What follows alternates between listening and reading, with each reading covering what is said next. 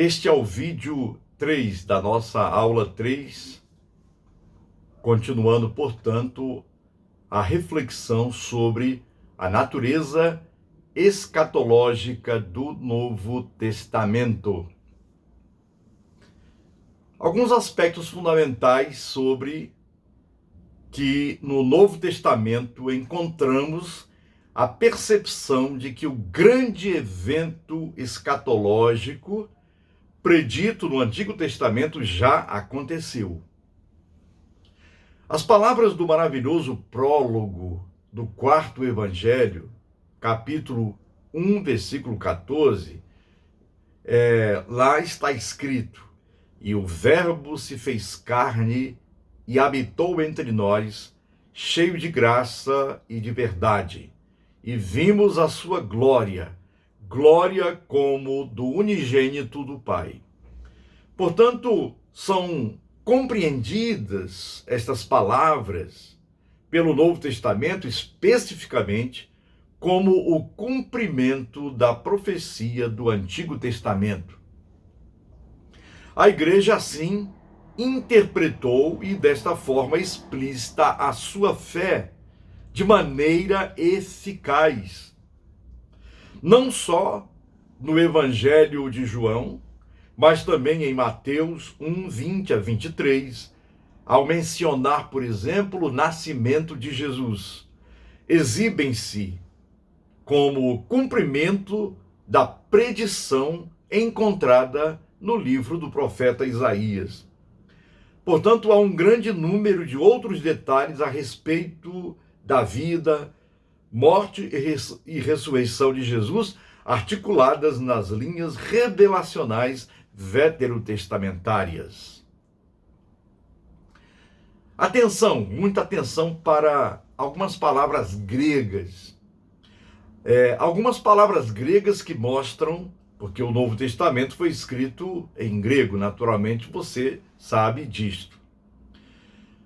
Algumas palavras gregas que mostram a importância e a eficácia daquilo que foi prometido no Antigo Testamento e cumprido no Novo Testamento sobre Jesus Cristo. Vejamos. Há uma palavra grega que é hapax, significa uma única vez, e ephapax, de uma vez por todas, para a obra de Cristo. Lá você encontrará em 1 Pedro, capítulo 3, versículo 18, o seguinte texto: "Pois também Cristo morreu uma única vez, apax", a palavra grega lá é hapax, "pelos pecados, o justo pelos injustos, para conduzir-vos a Deus." E lá em Hebreus 10, capítulo 10, versículo 10, consta: "Temos sido santificados mediante a oferta do corpo de Jesus Cristo, uma vez por todas", ephapax. Então você vai encontrar uma vez por todas, ephapax.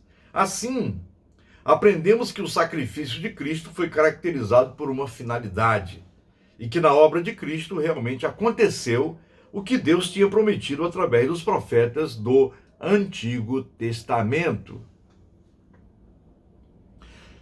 Portanto, prezado aluna, prezado aluno, prezado aluna, podemos constatar que tanto João Batista quanto Jesus são mencionados proclamando que na vinda de Jesus, o reino de Deus, ou o reino dos céus, está próximo, ele foi aproximado.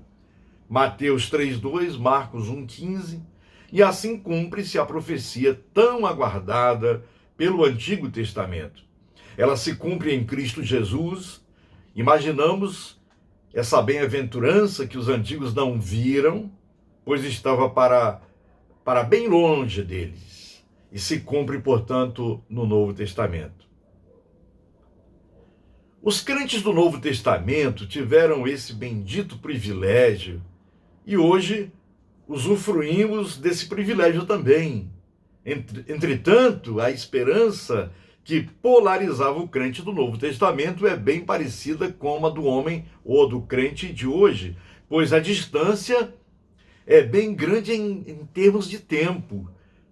Temos a concretização da esperança que um dia era só promessa, mas há uma esperança que ainda haverá de se realizar por ocasião da parousia de Jesus Cristo.